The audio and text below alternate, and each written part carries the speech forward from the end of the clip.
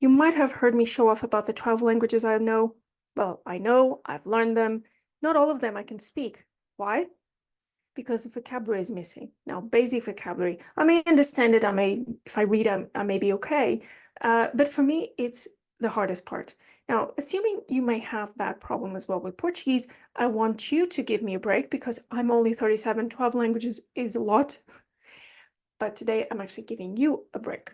I don't want to help you with basic vocabulary, your first 500, 1,000 words in Portuguese. What I want to do is improve your Portuguese 120%, meaning 12. I'll explain. Obviously, maths is not my forte. Now, what I mean is I'm going to share today 12 words / expressions that are very Portuguese, and they may sound or look like normal words, but in fact, there's a lot of history and culture behind them. And even if you're not yet at a level that you can use them, just the fact that you may be able to recognize them makes you a lot closer to us. In case you're new here, I'm Catarina, sou a Catarina. This is the Language Unschool, the place where we do things a bit differently, like looking at meaning of words behind the words. And what looking at these expressions will do for you is, number one, obviously tell you more about the culture. Number two, give you the necessary break from learning vocabulary. But actually, this is just a disguise because you will, number three, acquire vocabulary naturally. Because those expressions I'm going to be talking about are made out of words with lots and lots of context. We're starting with expo. Have you heard of this one? Expo is short for exposição. Notice how we pronounce the X here, exposição, which means exhibition. It was the World's Fair held in Lisbon in 1998, in 1998. The theme was The Ocean, a Heritage for the Future to celebrate 500 years of Portuguese maritime exploration. More precisely, the 500th anniversary of Vasco da Gama's arrival in India in 1498, in 1498. Guess where the Expo took place in Lisbon? In Parque das Nações. This was a sort of an abandoned part of town. With the exhibition, a new neighborhood emerged. With it, we got a new metro line, the red one, and even a new bridge, Ponte Vasco da Gama, for reasons that should already be obvious. Now we'll talk about the first bridge that Lisbon had, but now we're still going to stay at the Expo for a bit. So number two is Gil. If you have watched this video from a couple of weeks back, you would have known that episode 3 of this series talks about Gil all the time. And from then on, it comes up a bit. I think it's number 3. Anyway, now Gil was the mascot of the exhibition and is named after Gil Jens, who was a 15th century navigator and explorer who crossed Cabo Bojador, Cape Bojador, no idea how to say it in English, in 1434, 1434. Apparently, the original name in Arabic means father of danger. There's even a mention of Cabo Bojador in one of Fernando Pessoa's poem, Mensagem, like the Portuguese poet. If you haven't read, it's really worth it. It's one of those authors we have to learn at school. Complex, yet amazing. Valeu a pena, tudo vale a pena se a alma não é pequena. Quem quer passar além do bujador, tem de passar além da dor. Deus ao mar o perigo e o abismo deu, mas foi nele que espelhou o céu. Back to the bridge. Our number 3 expression is Ponto 25 de Abril. It's a bit ironic that it's currently named after a revolution that ended the dictatorship in Portugal from 1974, because it was under Salazar's ruling that it got built. And actually, originally, while Salazar was ruling, it was named Ponte Salazar. Now, if you've never heard of Salazar, seriously, this is an important word in Portuguese, and it's not just the name of the man who ruled Portugal for 40 years. It is also the name of this kitchen utensil. Now, the object, as you may know, helps avoid any waste in the kitchen. That really represents what Salazar did to Portuguese finances. He would, let's say, scrape the pot as much as he could, which was helpful at the time. Now, clearly, because I'm showing a picture, you can tell that I do not own a Salazar. Another curiosity about the word, the name, the object Salazar is that I don't know how scientific this is, but apparently J.K. Rowling, when she wrote Harry Potter, part of the time she was living in Portugal, and she probably didn't hear very good things about Salazar, so she named the Slytherin house Salazar Slytherin. Now, still in the bridge category, we have this expression which really reveals a lot about our love for work.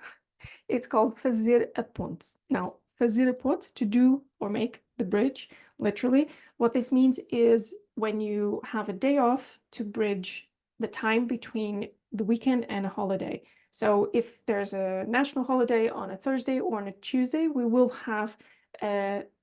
say, vais fazer a ponte. Are you going to take Friday or Monday off as well? Okay, expression number 6 is one I particularly use. I love this one. It's still related to Lisbon, and it is Resves Campo de Rico. Now, Campo de Rico, you may know, is a neighborhood in Lisbon, and Resves means very close to the limit. And we use this because in the earthquake of 1755, 1755, there was an earthquake that destroyed the whole city up until Campo de Rico. If you like an example, how we could say this, it would be, imagine I'm putting on a dress for a wedding that I'm attending, and then someone is checking how I look and would tell me, o vestido ficou resvés Campo de Rico. Não podes comer mais nada até ao casamento. And what this means is that the dress fits only just, and that I cannot eat anything up until the wedding. So it would mean that the dress should be bigger, but it just fitted, okay?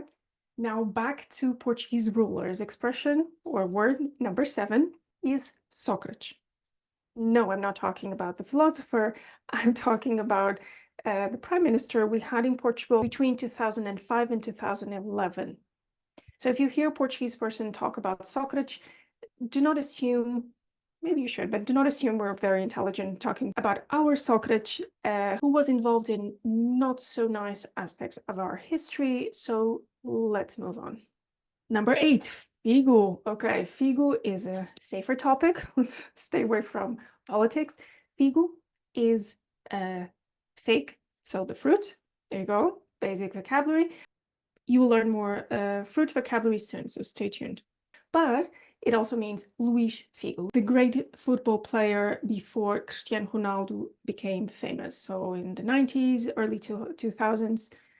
But perhaps you struggle pronouncing Cristiano Ronaldo. So that I before an S that sounds like a sh is mute in Portuguese, in case you didn't know. Then you're better off talking about Figo. And just FYI, I have met Figo, and I have a picture to prove it. There you go.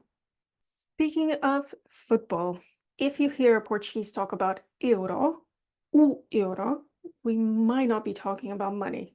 Watch out in case it's followed by the number 2004, 2004. If that's the case, then we're talking about the European Football Cup, which took place in Portugal. Now, curious fact, we built 6 brand new stadiums for that event alone. I think we need more country to fit them all. Okay, expression number 10. I'm diving into more commercial and ads because they're really, just a phrase and it really sticks in people's minds. And if it's a good ad, it can last for years and years. Now, this one is from Tefal. I'll leave a link below for the ad. You can watch the ad. Tu pensas em tudo. So very simple phrase there.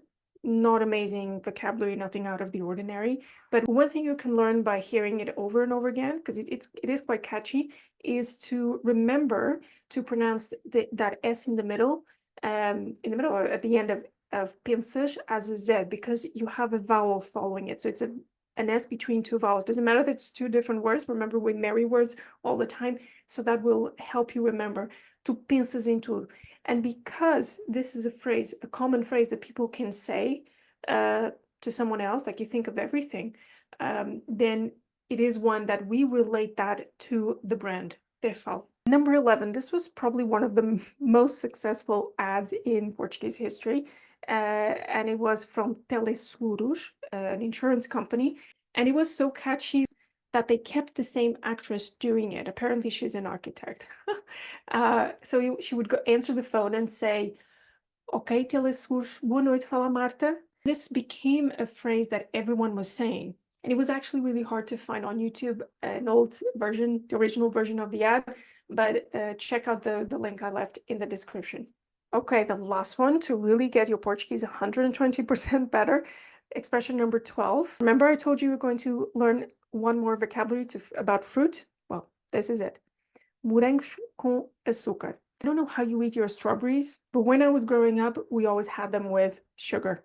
But if you hear someone in Portugal talk about morangos com açúcar, it may be that they're referring to a teen series that aired on TV between 2003 and 2012. Entre 2013 e 2012. A lot of the current Portuguese actors started their acting career in that show. And if you don't think that knowing the expression, the show, Morangos com açúcar is relevant enough, then check how my unschooler, the first time she visited Portugal, Prati, she started a conversation with someone and they talked about morangos com açúcar and they were at a cafe. Imagine how embarrassing it would have been if she didn't know that this was a TV series and not plain and not literally strawberries with sugar.